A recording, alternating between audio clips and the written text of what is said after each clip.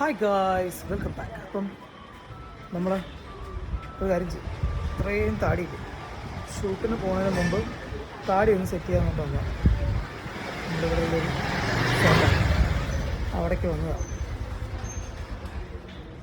ഇനിയിപ്പോൾ അത് സെറ്റ് ചെയ്ത് കഴിഞ്ഞിട്ട് നമുക്ക് കാണാം. ഹലോ,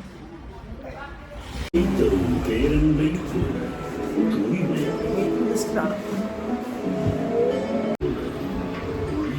ഇതൊരു കല്യാണ ചെറുക്കൻ റെഡി ആയിക്കൊണ്ടിരിക്കുന്നു.